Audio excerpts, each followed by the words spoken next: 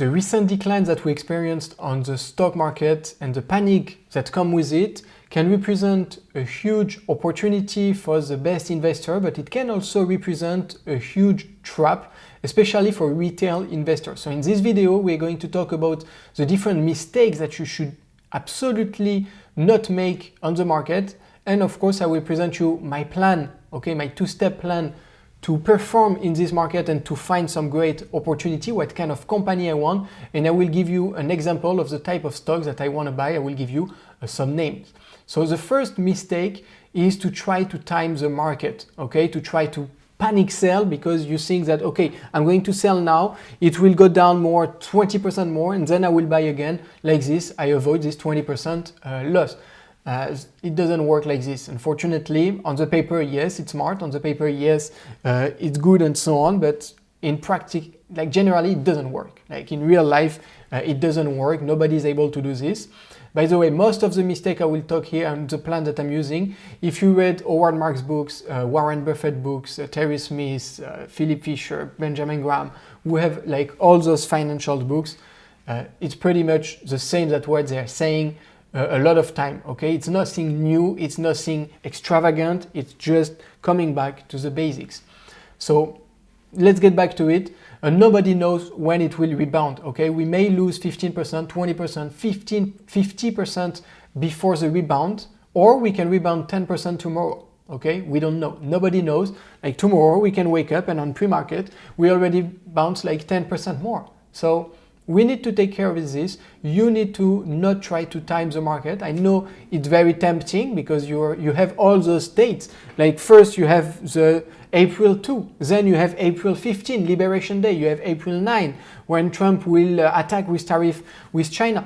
Like you have all of this. So it's easy to try to put date to say like, okay, it will not go up before this date, so I'm waiting and so on. Like really, don't try to time the market. I think it's Peter Lynch who once said people lost more money by trying to avoid crash on the market than just investing and living through the strike, because you waste a lot of opportunities by behaving like this. The second mistake is to focusing too much on deep value, okay? The thing is, you have a lot of companies that are really undervalued. Like right now, you have a lot of companies that are really undervalued. And some people will still try to find some very, very cheap stock. Why everything can be cheap? No, they want to find the cheapest thing of the cheapest thing. And so because of this, the quality will not be as good as with other companies. Some may be value trapped. So don't focus only on value. Okay, value is important. I'm not saying value is not important, but it's better to buy great business at a fair price than to buy not good business at a very low price. So really try to stop focusing too much on deep value. Focus more on good business, because now more stocks are getting cheap.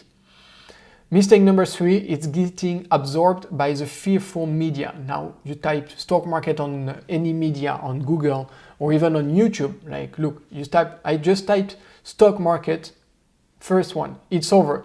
The stock market is panicking. Will the sell-off in stock continue this week? International stock market tremble as Trump called tariff medicine. Trump defend tariffs and stock market on oil.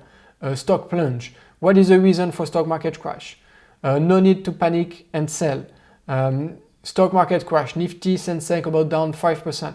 Like you have only bad things, okay? You have only bad news. Everything is red. Everything is scary. So it's normal. It makes you, okay? I will not complain about it. It just makes you, but don't get absorbed by this. Don't start to be like very fearful, and don't start to listen to people that seems that they know exactly what will happen. Nobody knows, okay? Nobody knows. Like, okay, maybe it will go down by 50%, but on the long run, apparently, it will go up, and it should probably continue to go up. Now, till where it will go down, we don't know. So just don't be absorbed by all this fearful thing, because it literally can rebound tomorrow. During COVID-19, nobody knew when it will rebound. It lasted 3 weeks, declined for 3 weeks, and then it rebounded. It rebounded like by 10%. It was super fast. Like in 3 months, everything was forget and so on. So don't get absorbed by all of this, okay? Mistake number 4 is using leverage.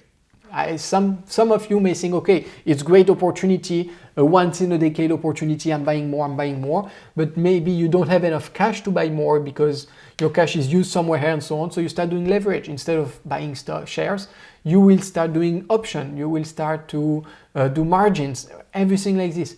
Avoid it. Avoid it because you don't know how long it will go down, and maybe it will last for 1, 2, 3 years. Maybe it will be down for 1, 2, 3 years. So you will still need to pay the interest on those margins. You may have some margin call. So please don't use leverage. Just buy everything cash. So now my plan. The first step of my plan is focus on top company with top numbers.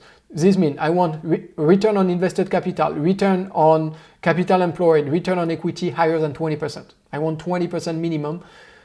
In market which are a bit high, I could agree to be on 15%, which is already great. But here, the market are down. So let's focus just on the top of company because they are down because everything is down. So let's focus on this. I want at least 20% of this. Operating margin, I want at least 20%. And generally above competitors, because it can be nice if it's 20%, but if all the competitors have 25, 30%, I don't want them. I want to be top, okay? I want above market. I want everything above average. A net debt to EBITDA under 2, okay? Interest coverage higher than 10. I really want like low debt company, high margin company, good return on investment company. I would like also the revenue and the EPS that in the past they grew faster than the market, okay? I want this. The market is the index that you're following, okay? Your benchmark. I want as well the revenue and earning per share, which will grow faster for the next 3 to 5 years. That the plan is they will grow faster. Of course, we cannot predict the future. Maybe something will change and they will not grow, but I want them to at least be growing faster or supposed to be growing faster than the market for the next 3 to 5 years. I also want companies that are able to do buybacks. How do you know if a company is able to do buybacks? The company needs to generate cash, obviously. And the second thing is, in the history, when the stock was cheap, when the share was cheap, did the company do buybacks? If the company didn't do buybacks during this time, maybe they will not do during this one as well. If the company is used to do buybacks when the stock is getting cheap, you will probably have some buybacks during those time, and this will be very good. So this is what I want. Last thing, I want very big moat, okay? When I'm saying about big moat, you hear the study from Morningstar with a different type of moat. If a company can have most of them, it's great. I would like those ratings from Morningstar doesn't mean a lot, okay? But I want to have the company which have good network effect, good switching costs, good intangible asset, good cost advantage.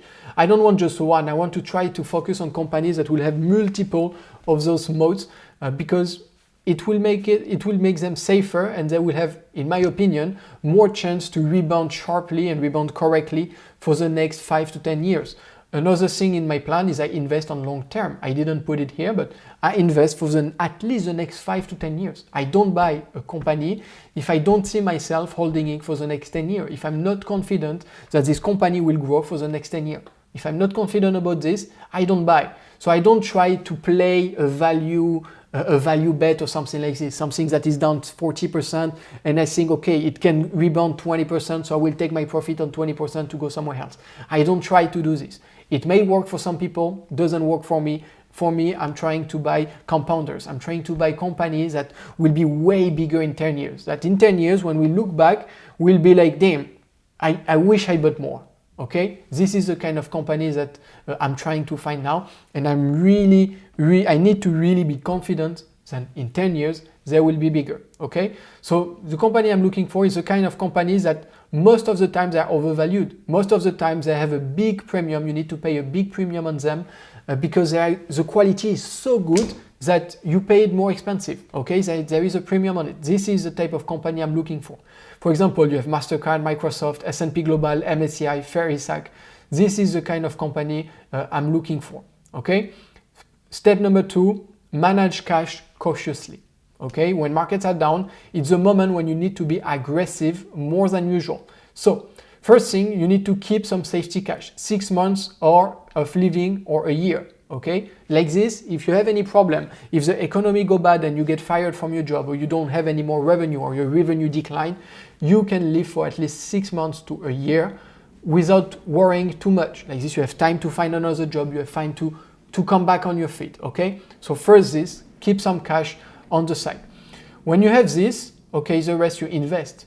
You don't try to keep it or maybe timing the market, maybe it will go down more and so on. No, you invest, okay? Don't try to time the market, just invest every time you have some cash on hand. So if you have a salary and you already have the 6 months on the side, what you don't spend, you invest, okay? So try to know before receiving your earnings, your salaries, your paycheck, before you receive it, try to know how much you need to spend. Let's say you spend $2,500 per month. Okay, so that means that everything, if you receive $3,000, you can invest immediately $500. Okay, try to do this to not keep some cash resting for nothing, because inflation is destroying it. And second thing is, like, you have some opportunities right now on the market. So don't wait to have an opportunity which will be better. Just seize the good opportunities. Here's the stocks that I want to buy, okay, that I'm really interested in. There is Mastercard. Mastercard, now it starts to be a good price. I would like it to be a bit cheaper, but now it starts to be a good price to enter. Standard & Poor's Global, I would like it to be a bit more down to enter, but it's good. Amazon, Fortinet, Google. Okay, Fortinet is a bit expensive, but on good way. Amazon and Google, for me, I think they are cheap. Lam Research is cheap as well. Ferrisac, still a bit expensive, but maybe if it continues to decline, it would be interesting. Medpace can be very interesting too. Novo Nordisk is very interesting right now, very cheap. Arista Network start to be a price which is interesting, and Ferrari. That are the companies that I'm looking to buy, that I wish I could buy, and I wish they could be at a good price during this decline, and that I will be buying every time they will decline, and every time I will have some cash on hand. So let me know in the comment section what is the strategy that you are following for this difficult period on the stock market. Are you holding, buying more? How do you plan to buy your stocks? So let me know in the comment section, and I will see you in another video. Bye.